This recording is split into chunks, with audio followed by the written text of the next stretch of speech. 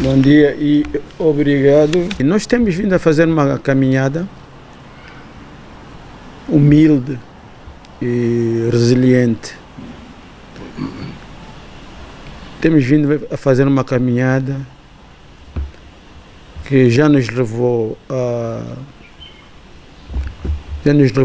à submissão de candidaturas do 8º Congresso. Dia 4 de novembro fizemos chegar um conjunto de questões e reclamações a respeito do andamento do processo eleitoral e do funcionamento em si da comissão organizativa do Congresso. No dia 30 de novembro, caminhamos em direção ao Bureau Político e ao Comitê Central. Endereçamos uma carta de recurso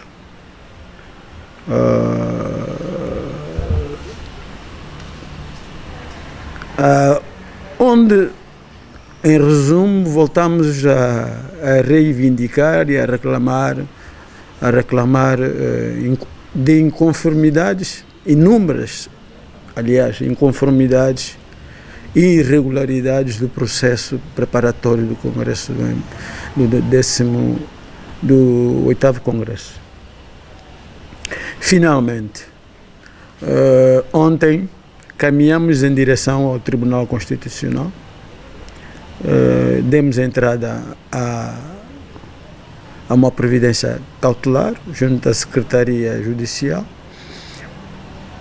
e é sobre ela que basicamente nos vamos pronunciar hoje, embora o pré-candidato engenheiro António Venenã esteja à vossa disposição para as questões, nomeadamente a vertente política da questão, não é? A vertente jurídica da questão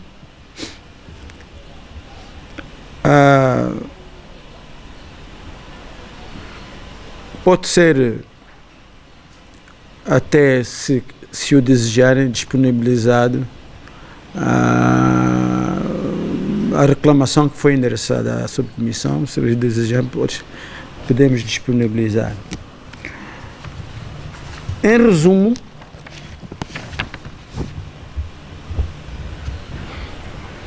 a providência cautelar ontem, que deu entrada ontem ao Tribunal Constitucional,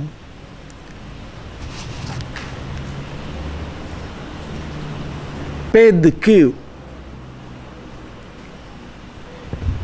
cessem todos os atos preparatórios do 8º Congresso do MPLA. Pede, em suma, que o MPLA se abstenha de realizar o Congresso nessas condições.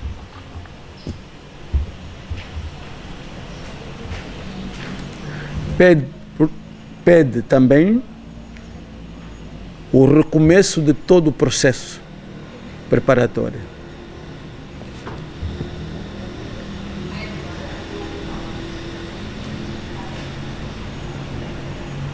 Pede que os atos da Comissão Nacional Preparatória se conformem, em suma, com o artigo 36º do Regulamento Eleitoral do MPLA.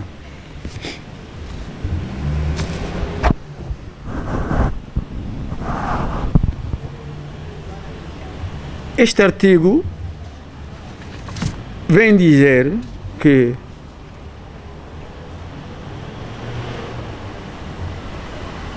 os atos preparatórios não devem ser conduzidos por putativos candidatos aos cargos e aos órgãos. Ou seja, quem é um putativo candidato não pode simultaneamente ser ele o organizador do ato eleitoral. Faz sentido. E isto está nos estatutos e no regulamento do MPLA. Ora, a candidatura do engenheiro Antônio Venâncio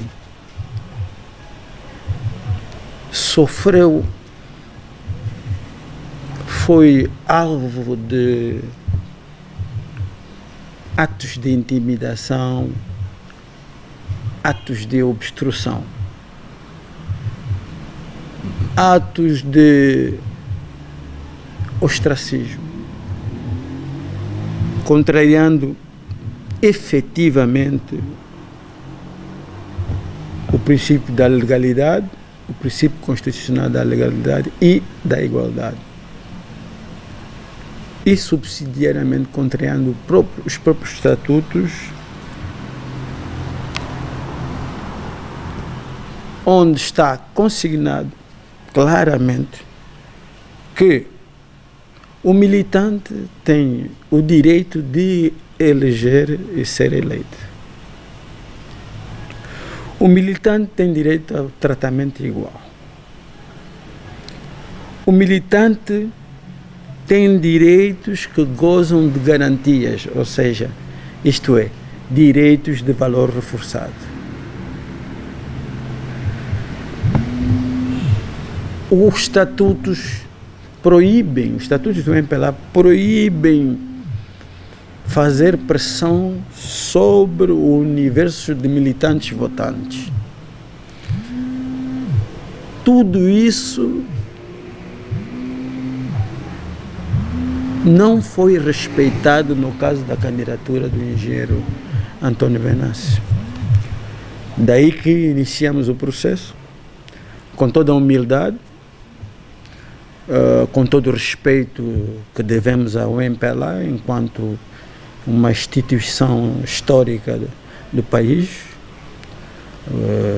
com toda a humildade, o respeito que devemos aos seus juristas, muitos dos quais são considerados os pais do direito angolano.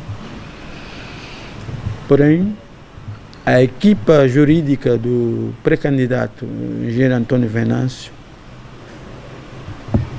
entende que foram efetivamente violados os direitos militante do senhor engenheiro Antônio Venâncio. Nós temos uma clara violação ao artigo 104 do Estatuto. Temos uma clara violação do artigo 27º.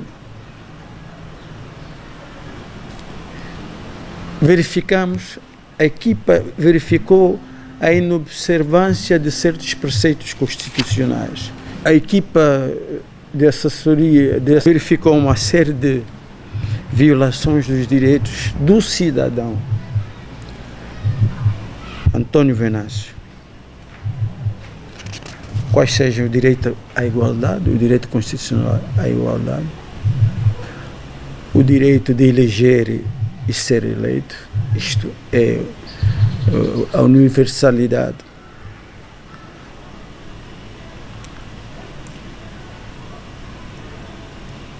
E verificamos e temos um entendimento sobre a questão que não há uma comissão eleitoral dentro da comissão preparatória,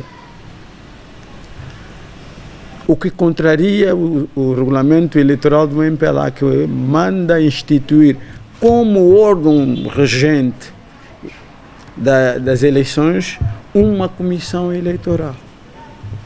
E ela não existe. Existe uma subcomissão de candidatura. Essa subcomissão é subcomissão de que comissão?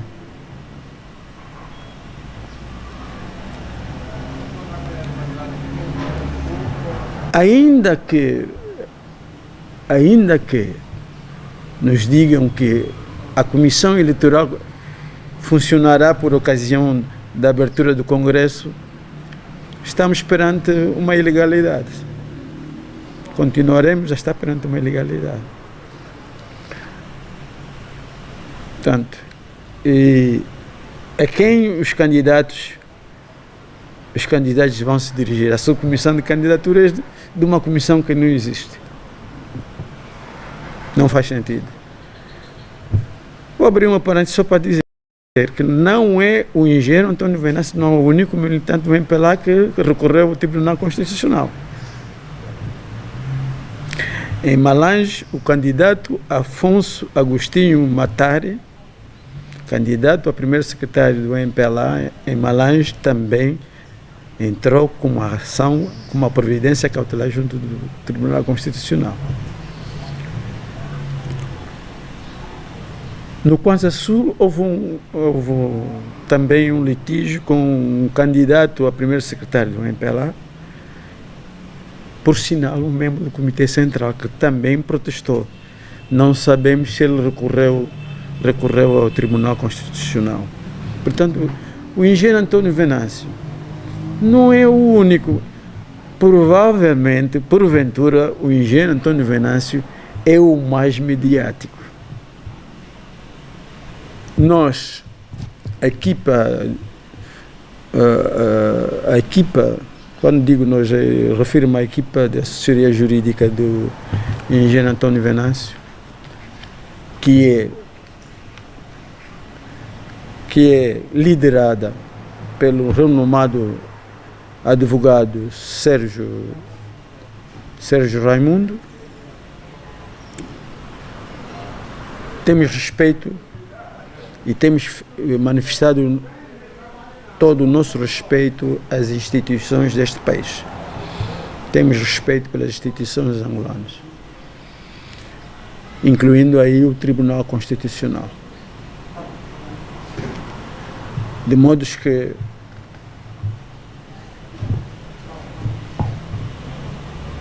confiamos nos juízes, conselheiros do plenário do Tribunal Constitucional que vão apreciar e decidir sobre a matéria. Temos muito respeito, somos humildemente respeitamos os juízes do Tribunal Constitucional. Temos respeito por eles. São grandes homens do direito, são grandes homens das leis do nosso país. Lembrando que o Acórdão 700 de 2021 sobre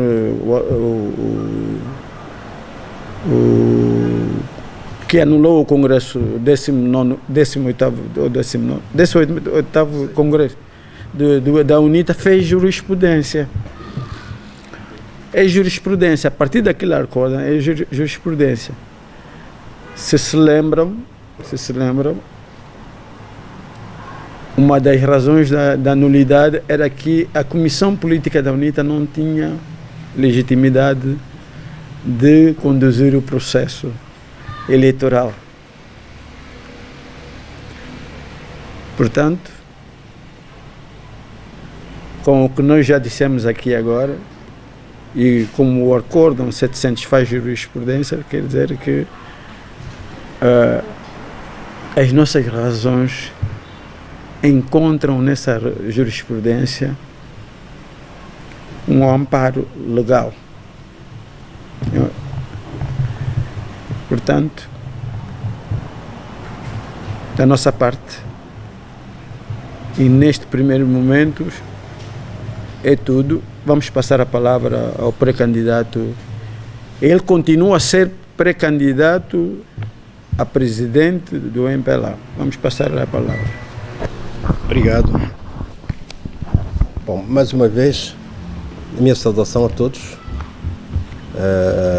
Conforme já foi dito pelo nosso mandatário, o Dr. Felisberto da Costa, nós temos aqui dois grandes campos em ação, um campo jurídico e um outro campo meramente político. O Dr. Felisberto acabou por tecer considerações e fez notas importantes sobre aquilo que se pode considerar o assunto político, assunto jurídico-legal, e eu vou, em breves linhas, traçar aqui um quadro geral daquilo que é o entendimento político sobre todo esse complexo problema das candidaturas ao mais alto nível do MPLA. Portanto, para lhes dizer que os nossos estatutos e o programa do MPLA constituem os documentos mais importantes do partido. Os estatutos, enquanto o conjunto de regras e normas que estabelecem a própria estrutura orgânica do partido, neles vêm estabelecidas as regras, as normas da vida partidária, todas as regras correr em contramão e em violação a direitos e deveres dos militantes, do modo geral. Nós estamos aqui exatamente a exercitar a exercitar de direitos que os estatutos nos conferem. E, designadamente, direitos de eleger e de ser eleito. Para qualquer cargo, de acordo com os requisitos, naturalmente, com os requisitos que os próprios estatutos e os regulamentos estabelecem. Infelizmente, depois de nós termos tomado a decisão em nos candidatar, porque encontramos razões mais do que suficientes para o fazer, até porque no MPLA falamos muito de reformas, precisamos de corrigir erros, precisamos de melhorar o que está bem, precisamos de corrigir os erros, portanto, todos os males, e tudo isso leva-nos a concluir que muito do que se deveria ter feito e que se deve fazer, do meu ponto de vista, não foi feito, e provavelmente muitas das coisas não serão feitas se não houver esse tipo de disputa, de competição no plano das ideias. E, portanto, a nossa candidatura seria sempre um grande aporte a essa disputa, a essa competição política no plano das ideias no interior do partido, e, portanto, entendemos que a nossa candidatura é sempre um enriquecimento da própria democracia interna. Bem, para além disso, é sempre uma possibilidade de trazermos novidades para o partido e torná-lo cada vez mais prestigiado, cada vez mais forte, cada vez mais coeso, cada vez mais harmonizado.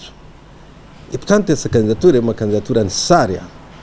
E não só a minha, eu gostaria imenso que, ao lado da minha candidatura, estivessem a correr mais uma ou mais duas. E, com base nisso, os militantes teriam, digamos, uma cesta de propostas e de visões mais enriquecidas, e eles poderiam escolher melhor. Com uma candidatura única, com uma candidatura chamada natural, nós não temos opções. Portanto, há apenas uma visão, apenas um visionário, é apenas um entendimento do país, e eu acho que isso não nos enriquece. Aliás, contraria até os desígnios políticos que estão estabelecidos nos nossos estatutos. Bom, portanto, era só para explicar que a minha candidatura não é apenas uma encenação, não é apenas um desejo individual de orgulho, muito longe disso. É um procedimento, é uma ação, é uma atitude de enriquecimento, de tentativa de enriquecer o partido com outras ideias, com outros pensamentos, com outros desígnios, não só para a vida política, mas também para a vida social, para a vida económica, cultural do nosso partido, do nosso país, de modo geral. E, infelizmente, logo que demos início à recolha de assinaturas, depois já de termos cumprido com as outras 6 obrigações,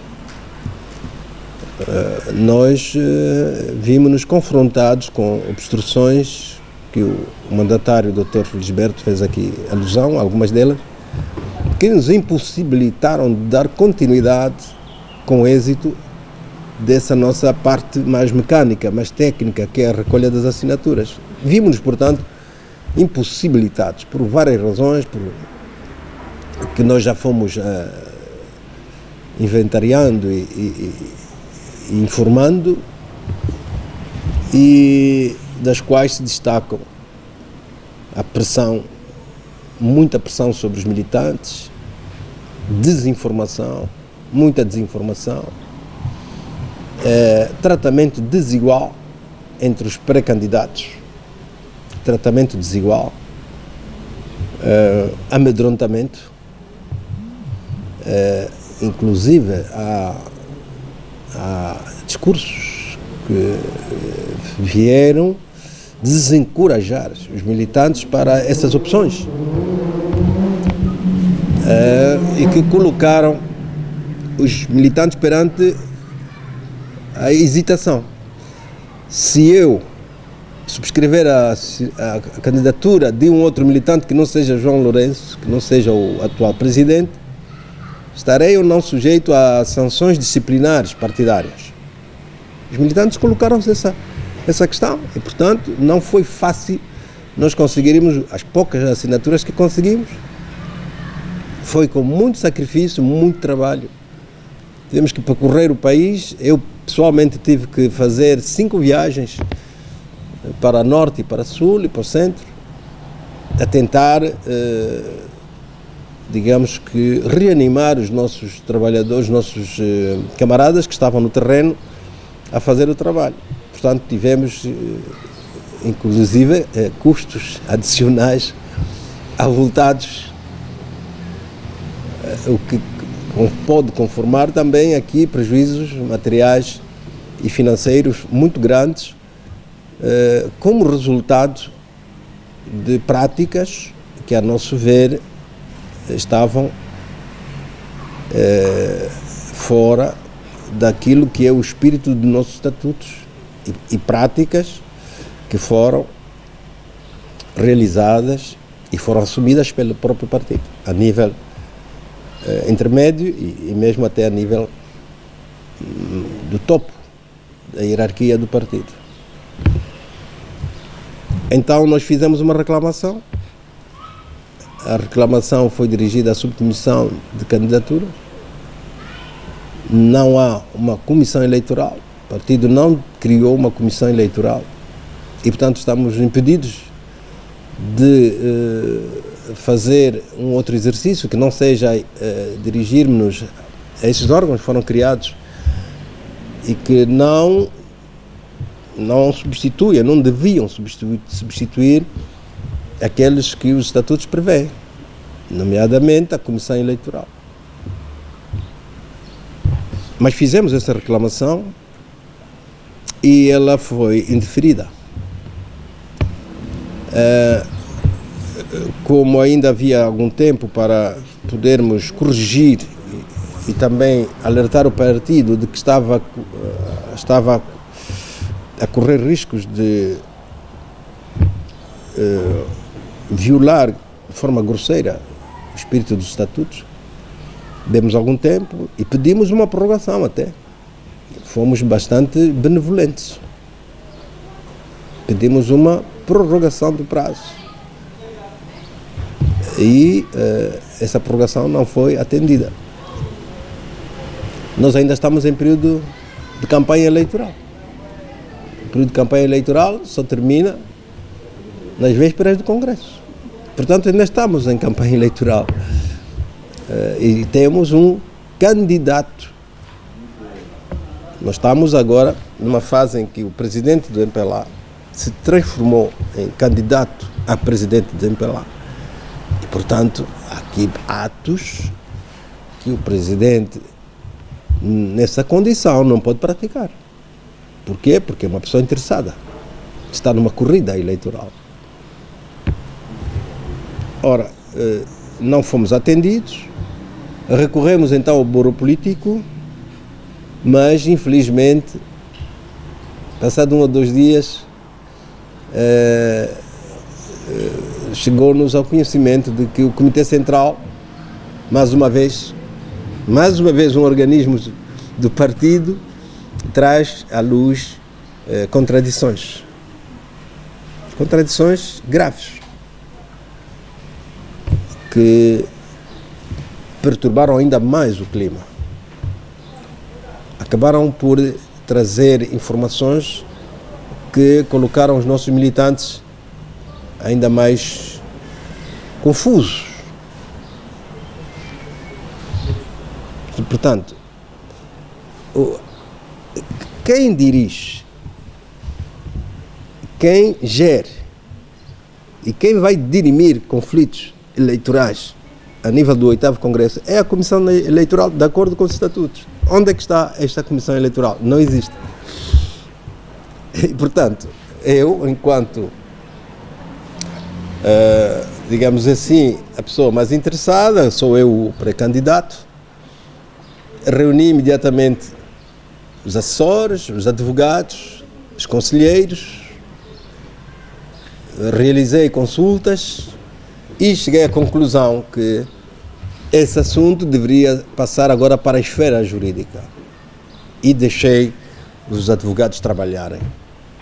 Eles trabalharam e concluíram que o nosso Congresso, o 8º Congresso, a ser realizado, estaria a entrar para uma zona de grande violação de direitos de militantes.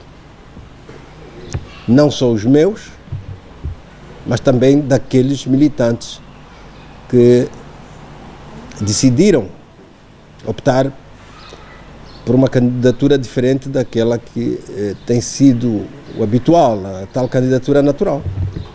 E, portanto, aqui uma violação de direitos que começa exatamente por esta minha pretensão, que não foi aceita, que foi interrompida, e se estende a todos os milhares de militantes do MPLA que gostariam de subscrever a minha candidatura. E, portanto, os advogados trabalharam e encontraram uma saída. Qual é a saída? Apoiar-se, ancorar-se nos estatutos, novamente, nos estatutos do MPLA, que dizem claramente que quando um organismo do partido viola as leis, viola a Constituição, viola os estatutos do partido, ao militante cabe proceder de acordo com as normas, a manifestar a sua indignação e a sua discordância, esgotados os meios internos, poder recorrer aos organismos do Estado para que o assunto possa merecer então um tratamento mais especializado. E é isso que estamos a fazer. Eu fui aconselhado, fui orientado, eu consultei muita gente, desde os familiares aos mais velhos do partido, pessoas com quem tenho uma lida bastante dinâmica, e encontramos essa saída. Portanto, o Congresso do MPLA não pode ser realizado com violações. Não pode ser realizado com violações. E, sobretudo, violações que saíram à luz do dia, que os cidadãos acompanharam, que a sociedade angolana acompanhou. A sociedade angolana anda à procura do dia em que um dos pré-candidatos teve a oportunidade também de se exprimir nos meios da comunicação social do Estado. E procuram, não encontram. Isso cria alguma indignação. Portanto, aqui uma ofensa a direitos de igualdade, direitos de igualdade de tratamento e até de campanha eleitoral antecipada, que numa situação mais rigorosa daria a exclusão, não é? Se você faz uma campanha eleitoral fora de prazo, nas organizações sociais menos rigorosas, digamos assim, você é excluído. Portanto, aqui um conjunto de violações que nós gostaríamos que fossem enxugadas e fossem expurgadas para que o nosso congresso seja um congresso verdadeiro, um congresso de sucesso, um congresso que possa marcar a diferença. E é isso que estamos a tentar fazer. Temos que expurgar os males e, nesse caso concreto, me parece que, não havendo uma resposta positiva por parte do Bureau Político, terão que ser os tribunais a decidir. E então é isso que estamos a fazer, e é isso que acabou de explicar também o nosso mandatário, o Dr. Felisberto da Costa. E estou aqui disponível para responder às vossas preocupações, às vossas inquietações, para esclarecimentos adicionais, se precisarem. A minha pergunta, já que tomou agora a palavra o engenheiro António Venâncio, é se antes de decidir candidatar-se ou ser pré-candidato ao cargo de presidente do MPLA, se não fez um levantamento sobre que tipo de apoios teria dentro do MPLA, porque já sabia que a missão era difícil, porque pelo menos sabemos que no tempo de José Eduardo dos Santos sempre foi candidato único, com João Lourenço praticamente o cenário seria o mesmo, e a minha questão era esta: não fez um levantamento dentro do MPLA para saber que tipo de apoio teria com esta sua decisão? E se teve este tipo de apoio, por que razão é que este apoio não apareceu na devida altura que se tornou pré-candidato? E também quantas assinaturas conseguiu ter ao longo das suas viagens, e por que não conseguiu as outras que se calhar contava, porque se entrou nesta missão é porque sabia que tinha algum apoio, que não entraria sem este apoio. Estas eram as minhas primeiras questões. Quanto ao seu mandatário, o Dr. Felisberto da Costa, eu gostaria de perguntar se a carta recurso que deu entrada no dia 30 de novembro ao Bureau Político do MPLA, se teve resposta, se não teve, e o que é que dizem os estatutos do MPLA, caso não tenha havido resposta. Em relação à providência cautelar que deram entrada ontem no Tribunal Constitucional, que dizem que terá argumentos de violações aos estatutos e mesmo ao regulamento eleitoral, e também o facto de não haver uma comissão eleitoral. Eu perguntava se acredita mesmo que a anulação do 13º Congresso da UNITA tenha sido uma jurisprudência para que os juízes do Tribunal Constitucional também considerem esta vossa providência cautelar como válida, e se o Tribunal Constitucional não assim entender, qual é um plano B ou um plano C que o mandatário e a equipa de António Venâncio têm para, ainda dentro da lei, se fazer alguma coisa para que António Venâncio seja candidato ao cargo de presidente do MPLA. E se também, já agora uma última pergunta, e se também António Venâncio espera eventualmente uma suspensão ou expulsão do partido MPLA, uma vez que, já que estamos a fazer comparações, na UNITA estamos a ver militantes que escreveram para o Tribunal Constitucional e foram suspensos, e uns estão na iminência de serem expulsos. António Venâncio também corre esse risco? Também tem esse receio? Ou no MPLA é diferente? Bom, devo confessar que fui surpreendido pela forma em como alguns dos meus camaradas reagiram em repúdio à minha candidatura. Fui surpreendido porque nós somos uma organização já madura. Nós amadurecemos muito, aprendemos muito com os erros e aprendemos também com a própria vida prática do partido. E eu acreditei desde muito cedo que depois do 7º Congresso, do 6º e 7º Congresso Ordinário e Extraordinário, pudéssemos ter crescido já até esse nível, em que eu, manifestando esse interesse, essa pretensão, viesse a receber apoios do partido, das estruturas do partido. Infelizmente não recebi. Isso me surpreendeu.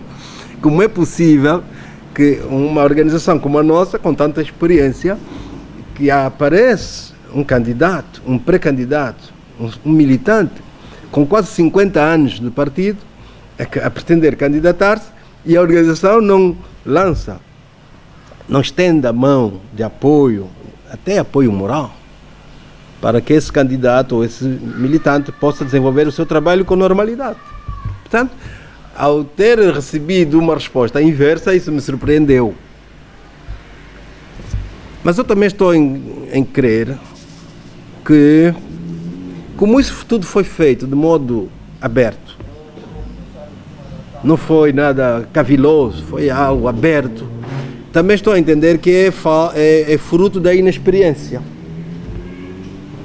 Fruto da inexperiência, e eu sempre considerei que, como sendo um processo novo, depois de mais de 40 anos, um processo novo, é de a gente entender essas incompreensões.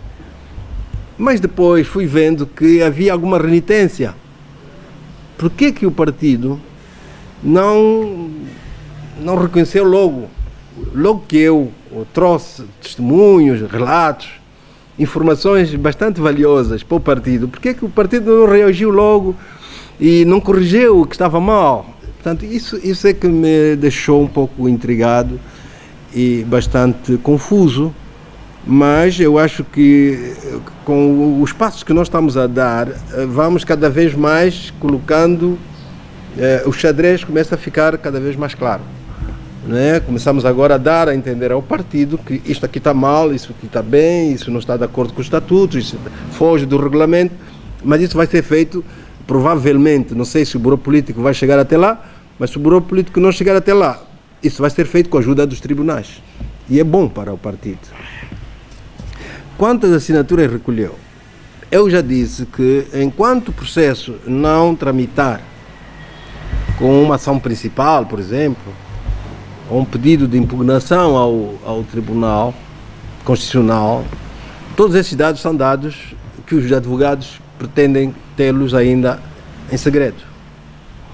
E, portanto, eu não estou autorizado a dizer. Posso lhe dizer é que nós recolhemos mais de 2.000, mas ao fazer a triagem, vimos que haviam alguns camaradas que apresentaram bilhete, mas não apresentaram cartão de militante.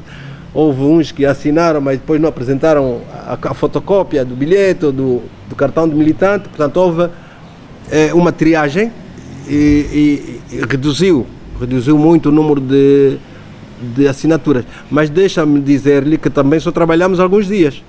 Portanto, foi tudo interrompido. Eu tive que ir 2 vezes ao Ambo, 2 vezes ao Bié, 2 vezes a Benguela. Tive que ir 2 vezes ao Zaire, nas zonas mais complicadas, mais críticas. Porque haviam camaradas que estavam a ser ameaçados. Os secretários provinciais não colaboraram? Não, nenhum. Nem me receberam. Nenhum. E eu também entendo isso. E eu já disse da outra vez, entendo que a minha candidatura, uma vez passada no crivo e aceite, eu trarei não só uma visão alternativa, mas também trarei rostos alternativos. E, portanto, todos aqueles que são cessantes não têm muito interesse nisso. Não têm muito interesse nessa mudança. Quererão manter os seus cargos, manter as suas mordomias, enfim, os seus acessos. E é natural que eles possam colocar alguma resistência para essa mudança que eu represento. Tanto isso não me estranha. Agora, o que me estranha é que, enquanto organismo, não. Enquanto organismo, eu não perdoo. Enquanto pessoas, enquanto camaradas que não estão de acordo com a minha, não me conhecem, vamos supor, não me conhecem, ou não estão de acordo com a minha candidatura, de modo pessoal, eu aceito e tenho que aceitar. Mas enquanto organismo, enquanto comitê provincial, não aceito isso. E muito menos de Luanda. Muito menos de Luanda, que eu estive lá nos primeiros dias, quando ainda havia lá gatos e ratos a andarem de um lado para o outro. Tivemos lá a fazer limpezas, a fazer todo esse trabalho que a imprensa sabe, tenho dito muitas vezes. Havia ali um telheiro, onde nós fazíamos as primeiras reuniões. Portanto, o Comitê Provincial de Luanda é um berço, é o meu berço. Comecei ali a minha atividade política, nos primeiros dias, nos primórdios, a dar aulas políticas, a mobilizar a população de Luanda, etc., como ativista político em 1975. Muitos camaradas meus que estiveram comigo na União Soviética e são primeiros secretários. Também gostaria de contar com o apoio deles, mas aí está. Se há uma pressão de cima, se há uma pressão também aos secretários provinciais, é claro que eles também reagiram de acordo com aquilo que saía de cima e se abstiveram. Alguns se abstiveram e outros até entraram, digamos que omitiram essa informação aos militantes, permitindo que os militantes tivessem dúvidas sobre a minha legitimidade de concorrer ao cargo de presidente do partido. Espero uma suspensão, uma expulsão do MPLA. Na UNITA houve expulsão. Bom, eu fiz tudo e mais alguma coisa para nunca violar uma só vírgula do Estatuto. Fiz tudo e mais alguma coisa. E vou dizer mais alguma coisa. Eu só tinha que escrever ao meu CAP, dar a conhecer o meu CAP e o meu CAP fazer a articulação com a sede. Eu fiz, declarei no meu CAP, declarei no meu distrito, reuni-me 2 vezes no meu distrito, declarei junto do Comitê Provincial de Luanda, da província, e declarei junto do secretário-geral, do secretariado do Bureau Político, portanto da sede nacional, das mais altas instâncias do partido. Declarei tudo isso, a minha pretensão chegou até lá.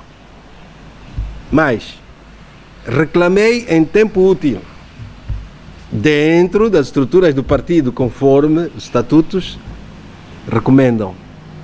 Fiz uma primeira reclamação e agora estou a fazer um recurso, também ainda dentro das estruturas do partido. Portanto, se me apanharem uma só vírgula em que eu violei os estatutos, eu pago. Alguém que consiga fazê-lo. Portanto, eu estou a fazer tudo de acordo com aquilo que os estatutos recomendam e o regulamento. E, portanto, não há nenhum medo de suspensão nem de expulsão, até porque nós temos uma comissão de disciplina e auditoria, que é uma comissão muito séria, e eu acho que qualquer acusação de eu ter violado este ou aquele preceito dos estatutos não terá acolhimento, de modo nenhum, porque temos os documentos todos. Aliás, tem aqui essa pasta, vejam o número de documentos que tem aqui. Portanto, tem uma pasta com todos os trâmites completamente bem registrados e também testemunhos. Eu vou então passar... Bom, falou-me da UNITA, eu não conheço muito bem o processo da UNITA, mas segundo leio pelas redes sociais, esses elementos que foram expulsos ou suspensos, acho que é isso, não terão esgotado os mecanismos internos. Foi o que eu li nas redes sociais. Não é o meu caso. No meu caso, eu estou a esgotá-los todos. Portanto, o Bureau Político, nesse momento, deve estar a debruçar-se sobre uma reclamação nossa e, portanto, está tudo em conformidade. Carlos Alberto, a tua primeira questão, sobre a tua primeira questão, que incide sobre o recurso que foi interposto. Não, foi endereçado, digamos assim, ao Bureau Político. Não foi respondida formalmente. Portanto, quem escreve uma carta a alguém espera uma resposta igualmente por via formal. A que foi endereçada, que reclamava das condições das condições de trabalho e de angariação de apoios à candidatura do engenheiro Venâncio, foi escrita a submissão de candidaturas, esta foi respondida formalmente. A endereçada ao Bureau Político ainda não foi respondida. Esperemos que não nos respondam por interpostas pessoas, já tem vindo a acontecer. Quer dizer, à margem de certas reuniões, mandam uns recados, a título de resposta, mandam uns recados ao engenheiro Antônio Venâncio e os seus apoiantes. Ao engenheiro Antônio Venâncio e os seus apoiantes.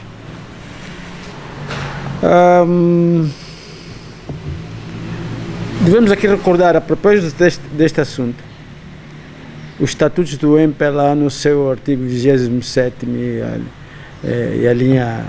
na linha K. Ou seja, são direitos dos militantes. São direitos dos militantes. E com garantia. O problema não é só um direito do militante. É que esse direito do militante vem acompanhado de garantia. O militante tem o direito de candidatar-se a qualquer lugar singular ou a qualquer órgão coletivo. Se depois se diz que certo militante é o candidato natural, isto é uma violação, no nosso modesto entendimento, isto é uma violação clara dos estatutos. Aliás, o último comunicado do Bureau Político dizia, referia-se ao presidente João Manuel Gonçalves como militante. E é assim, é nesta condição que todos os militantes do MPLA devem se encontrar em período eleitoral. Em relação à segunda província, à segunda pergunta. Olha, a previdência cautelar sabe que há 3 fontes de direito. O direito positivo como tal e a jurisprudência é fonte de direito. Ora, o Acórdão 700/2021 fez jurisprudência. Aliás, no nosso entendimento, todos os acórdãos do Tribunal Constitucional fazem jurisprudência. Há um plano B? Temos um plano B? Não. Por enquanto, não. Neste momento, não. Não temos um plano B. Vamos aguardar o andamento do processo junto do plenário do Tribunal Constitucional. Neste momento, não temos um plano B. Nós, enquanto equipa de assessores, a não ser que o engenheiro Venâncio não esteja a esconder o plano B. Expulsão e suspensão, só complementarmente ao que ele disse, o engenheiro, como eu disse no início, nós estamos a fazer uma caminhada humilde e resiliente. O engenheiro Antônio Venâncio tem sido resiliente, e nós conhecemos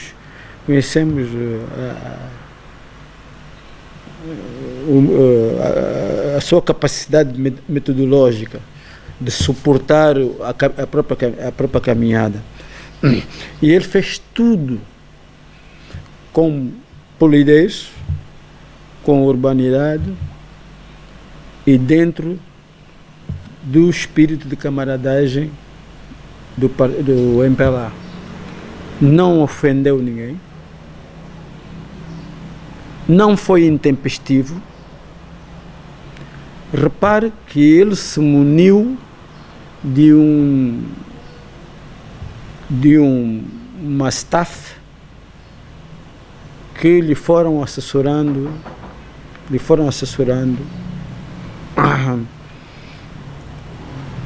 ao longo desse tempo todo. Portanto, ele não veio a público com estadalhaços, não causou alaridos.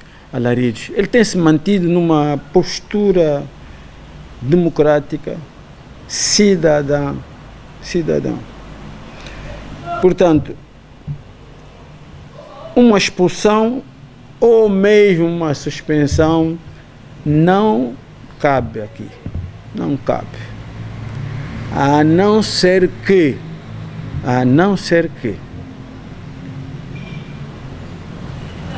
isso vise definitivamente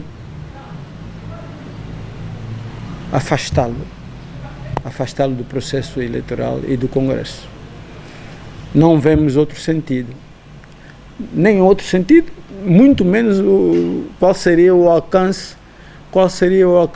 de uma medida de suspensão do engenheiro Venâncio. O engenheiro Venâncio traz ao MPLA, como cidadão e como militante, uma valiosa contribuição à democracia. Se o MPLA não se democratizar, o país também não se democratizará.